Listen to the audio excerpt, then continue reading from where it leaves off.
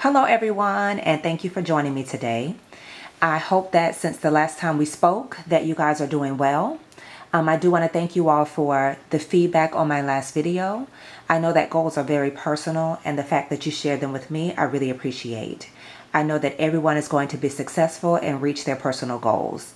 I do have the 3 winners of the cash envelope giveaway, and those winners are D. Mendoza, Jilly Jill, and Angel Boyd.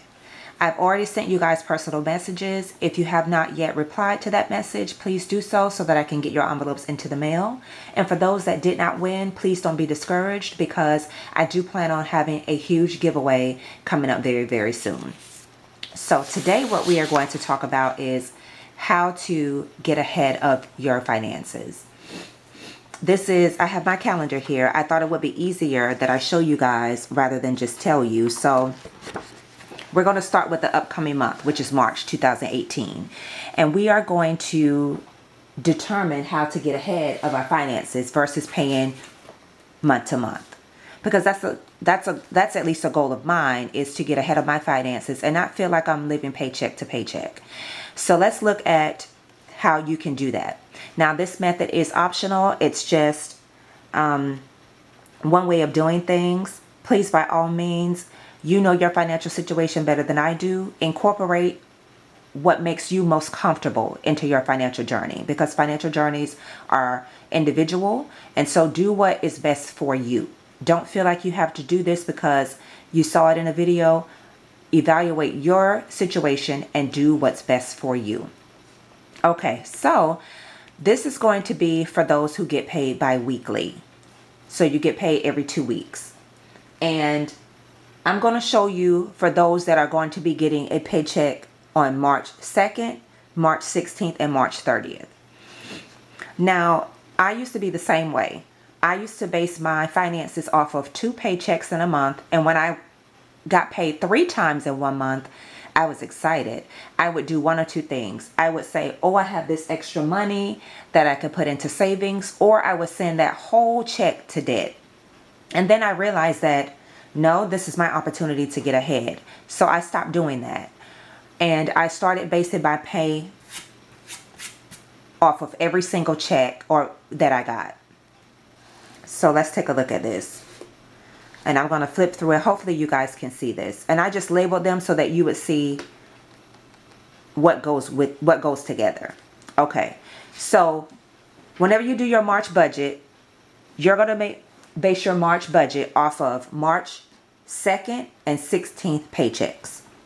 You're going to do your whole month's budget off of 2 paychecks, just like you normally do. When you get paid on March 30th, you are going to put that pay with April 13th's pay. And that is going to be for your April budget. Okay, I'm going to start over because I don't want to lose anyone at the beginning, because it's going to keep building upon itself and I don't want to lose anyone. So I'll go back and say that again. Your March budget is going to be based off of your March 2nd and March 16th paychecks, just like you normally do. When you get paid on March 30th, instead of that being a quote unquote free check, you are going to use that to begin to pay your April bills.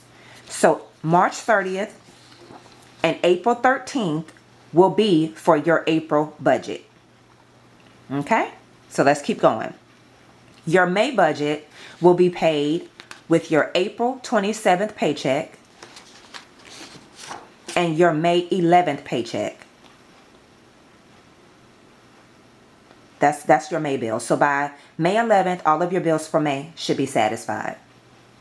For June, you will be paying those bills with your May 25th paycheck and your June 8th paycheck. Now notice these days are getting earlier and earlier. Last month we had finished paying our May bills by May 11th. Now we're finished with our June bills by June 8th. So see how things are getting earlier and earlier. You're satisfying the next month earlier and that month earlier and earlier. So let's keep going.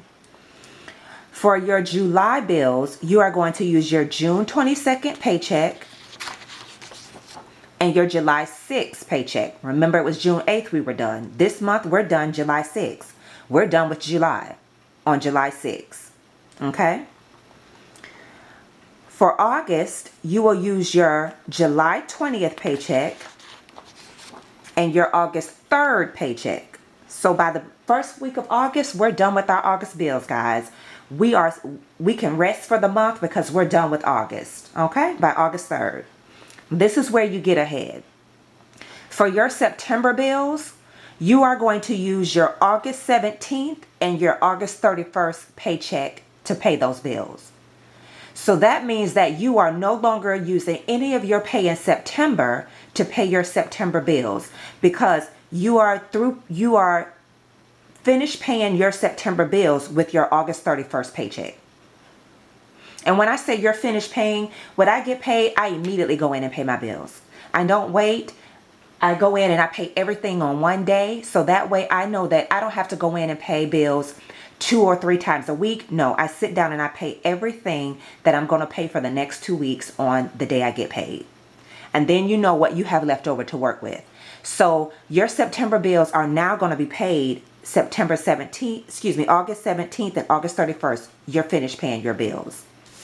And I wrote it out here, guys. Excuse my terrible handwriting. But I wrote it out here with the dates so that you guys can see. If you keep going with this scenario and pay your bills